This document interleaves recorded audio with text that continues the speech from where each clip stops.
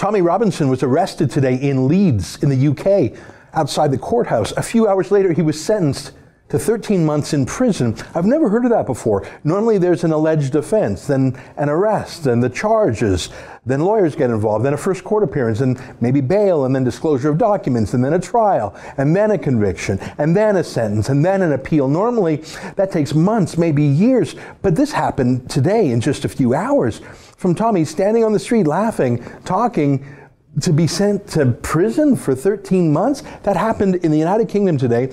And while Tommy Robinson is the man who was condemned, I think the UK courts, well, they committed murder of their own reputation for liberty and law. Let me show you the moment it happened. Here is the arrest, filmed by Tommy's own cameraman. The content of what I'm streaming, I've been arrested for breach of peace. Are you arresting him? I've been arrested for breach of peace. You've all watched this. You've all watched this. You've all watched this. You've all watched this. Can you get me a solicitor? Can you get me a solicitor? Can you just turn off your live feed? Can you get me a solicitor? Just turn off your live feed, please. Yeah? Do you understand what I've just said? No, can you explain it again? Arrested on suspicion causing a breach of the peace. What does that mean? What does that mean? What does that mean, officer? What does that mean? What does that mean? What does that mean? What does that mean? I've been told that the police Not at all, he's never said that. George, that's the information I've got. I'm inciting people. I'm inciting people. His video How have I incited people? He hasn't. This is free speech. This is where we're at. You're not even allowed to. Look at this. Look how many people. Man, what you try and hide? Do you know when you do this? More people. You only sharp things or lighters. Just let him do this. More people are going to watch this now than ever. This is ridiculous, lads. Do you feel right what you're doing it? I haven't said a word. In fact, someone laid their hand and assaulted me outside court. Yeah, exactly. Other people swore at me and threatened me about my mother, and here I am being arrested for saying nothing. I'm threatened to behead I've done me. nothing. You've not said anything about What are they arresting you for, Tommy? Breach of the peace. Apparently, I'm inciting on my video. Can you please, George, get me a solicitor? Yeah. Because I'm on a suspended sentence, you see. So he has actually done nothing wrong. You can sort anything like that. Causing a disturbance? But he was standing by himself on the public street. He had a cameraman with him and another supporter, but it wasn't a public disturbance. It wasn't public at all, really. There was no crowd, either on his side or against him. There was no disturbance. In fact, Tommy had been just talking into his cell phone. You can see an image of it behind me. He was doing a Facebook video live stream, and he had been doing it for literally 1 hour. Just standing and talking into the camera, a running commentary for 1 hour. A few times during that hour, people walked up to him on the street to have a very brief conversation, and Tommy did talk with them, and they were all polite, even when someone disagreed with him. No swearing, no shouting. Tommy kept the camera running for a full hour until that arrest. I think I counted 7 cops there. Public disturbance? He was practically alone by himself for an hour. Here's a sample of that 1 hour live stream. It was an interesting conversation. It was political. He had a strong point of view, but it was not a disturbance. There was no exhortation to take any action. He was doing journalism. He was standing outside a courthouse where a Muslim rape gang was on trial. Here's just a sample of 1 hour of Tommy just talking. I'm outside Leeds Crown Court, where today 10 men are facing verdicts. They're verdicts for alleged grooming and rape scandal. People need to know what's going on. People need to know these court cases are happening. Obviously, the problem is you have people like that who think I'm a wanker for reporting on it. It's no, what's it got to do with you? What's it got to do with you? What's it got to do with me? I'm an English man and they're English girls. They're women, they're young girls.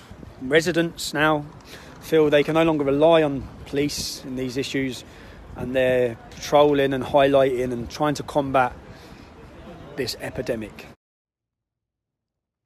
The streets were empty. You could see it was rainy out. Tommy was literally looking into the camera and just talking for an hour, holding his own phone. He was pacing and slowly wandering around a bit, and you can see that there was no one there. Public disturbance, it was impossible. There was no public to disturb, and he wasn't disturbing. Now, literally an hour before his arrest, Tommy had asked a few tough questions of 2 Muslim men who were on trial and were in court that day, today, to hear the verdict on their trial for raping white girls and forcing them into prostitution. Tommy accosted the men and asked them if they were feeling guilty and what they had to say about the young girls as young as 11 years old who were raped. The entire interaction was very brief. It was aggressive, sure, but the man went away quickly. They were just walking into court. There was no rule against hollering at an accused rapist. Tommy was very careful throughout his whole broadcast to always call them accused or alleged criminals. I listened closely. He was very careful. And it's a judge-only trial, by the way. There's no jury. And today's the sentencing day. It's not like Tommy's interaction with these accused criminals that was very brief would alter the course of the trial or tamper with a jury. There was no jury here. Just for full disclosure, I want to show you the entire footage of Tommy hollering at a couple of criminal accused. Oh, lads, how you feeling? How you feeling about your verdict? How you feeling about your verdict? How you feeling about your verdict? What verdict? How you feeling about the verdict? You got your prison bag with you? Yeah, look at you. Got your bags with you? You got your bags with you? Yeah. How you feeling about the verdict? Oh, suck your mum's funny. Yeah, You oh, little muppet. You got no guilt. Is there any guilt? Is there any guilt, mate? Is there any guilt? Now, was that a disturbance? I suppose in the dictionary definition of the word, it was a disturbance. It was a bit of an interruption, a bit of noise, but it lasted just, what was that? Less than 30 seconds. And it was neither violent nor threatening, other than that one man who threatened Tommy's mum. You'll notice Tommy didn't even go up the steps on the courthouse. He was very careful not to be on court property. Was Tommy accusatory or insulting? Sure. But it's a free country. Sort of. Anyways, that was literally an hour before he was arrested. He was standing there for an hour thereafter. There was no disturbance when police descended on him an hour later. 7 of them. They were arresting him for something that was clearly not happening. And we could all see it. I should say, because when Tommy worked with us at the Rebel, we had this issue with Tommy before. Tommy was very careful about where he stood. He did not stand on court property because a year ago, when he did stand on court property, he was arrested for contempt of court for having a video camera running on the steps of the court. Now that's absurd. That's unfair. Every single journalist in the UK and in Canada sets up their cameras on the steps of the courthouse to do court reports. It's normal. It's positively where press conferences are scheduled. But Tommy was held in contempt of court a year ago for doing what every other journalist does. So he was very careful this time, I could tell. He didn't stand where he was not supposed to stand. And in part of the video, you can hear him confirm this, both to his viewers and with some court official. Officer, are these stairs, so if you're not allowed to go on those stairs, am I? Whilst recording. As long as you're respectful. This isn't the property of the court though, is it? No, it's this. Okay, so I'll stay off then. Cool. It's obviously not on the court steps. By the way, last time Tommy was arrested for this trumped up charge, it was a 4 a.m. raid on his home. 4 a.m. just for maximum political harassment to his family. They could have popped in the daytime. They could have phoned or emailed him and asked him to come in, but they raided his house in the dead of night like he was a terrorist just to demoralize him, scare his wife and kids. Remember this? 0432 and the police are at my house. And I'm being arrested for going to a court case in Canterbury and trying to video the Muslim paedophiles. As long as your camera's on, that's fine. You're arrested on suspicion of content of court on the 8th of the 5th, 2017 at Canterbury Court. Well, they didn't do that this time. They didn't wait till the dead of night to get him from his bed. They arrested him in the day. Now, last time when he worked with the Rebel, we hired the best lawyers in the UK for him. But he was still convicted, and it was the same judge who sent for Tommy, who was mad at Tommy, who sat in judgment of Tommy. And Tommy was sentenced to 3 months in prison a year ago, in prison, for taking a 45-second selfie video. Now, that 3-month sentence last year was suspended for an 18-month period, which means he didn't have to go to jail for 3 months, but it was hanging over him like a dagger on a thread, that 3-month sentence. And still, since we're in that 18-month period, so if he's convicted of contempt of court or whatever, that 3 months, it becomes alive. And that's what happened today. Here, let me show you some more. Tommy isn't working for the Rebel now. He's independent, but we still keep in touch from time to time. And I've privately reached out to his team to see if we can help, but I don't want to interfere with his strategy or do anything without his permission. Tommy was briefly released, but then was ordered back to court today. Here's the court docket. You can see Tommy's on there for contempt of court. Not the breach of the peace that the cops said when they arrested him. And we've blurred them out here, but Those were all names of the Muslim rape accused. That's the gang members. Now, I'm blurring the names because as I write this, I don't know if they were convicted or not, and apparently the names were subject to a publication ban. But it is a fact that other media had published these names in public, and we happen to be in Canada, so the ban probably wouldn't apply to us too, but out of an abundance of caution, I'm blacking the names out. But that's what they used to arrest Tommy today for saying those names, for contempt of court, for naming the accused rapists, even though that information had already been published in the mainstream media and the trial was over and there was no jury that could have seen Tommy's comments and been affected in any way. Tommy's long-standing lawyers were not notified of his arrest today. Instead, Tommy was rushed into court that moment, given a court-appointed lawyer who was neither an expert in contempt of court law nor familiar with Tommy and his legal history. And the hearing was done in a matter of minutes. In minutes! That used to be called a drumhead trial, from arrest to conviction to sentencing in a couple of hours. And Tommy was sentenced to a shocking 13-month prison term. Tommy got a longer sentence for reporting on rape gangs than many rape gangs themselves receive for rape. Even crazier, the judge today issued a publication ban about Tommy, making it illegal to report the details of Tommy's case. Now, that publication ban only applies to the United Kingdom, and the rebel media were based here in North America, which is why I'm free to talk about it. So what? 13-month prison sentence and a publication ban. No one in Britain can even talk about this.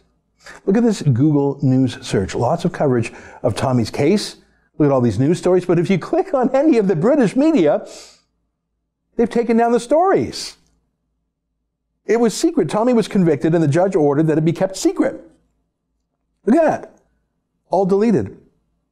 Sorry, is that the freest country in the world? Or is that the place that Orwell warned us about? Now, why? Did Tommy cause a disturbance? No, he did not. Did Tommy wreck a trial? No, he did not. It's because Tommy speaks boldly about the Islamification of society, especially the systematic rape of young British girls at the hands of Muslim migrants. We don't understand what rape gangs are here in Canada or the US, and thank God. It's not like a man jumps out of the bushes, grabs a woman and rapes her and runs off. That's not what rape gangs do in the UK. It's much more systematic than that. It's organized, it's planned. It's like in Rotherham, where 1,400 young girls were raped.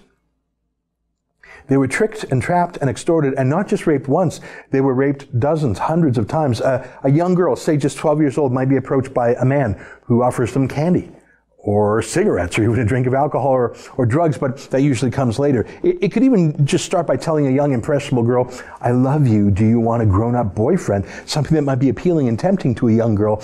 And I'm giving an actual example here. And then the man would say, you've had a free meal or a free drink. Now let me take a topless picture of you as thanks. And then he says, I'm going to show this picture to your mother, and I'm going to tell her what you've done, unless you sleep with me. And then sleep with my friends, or I'll tell your mother that you slept with me, and we're going to pass you around. And if you tell anyone, well, we know where you live, and we know where your mother lives, and we're going to burn down your house.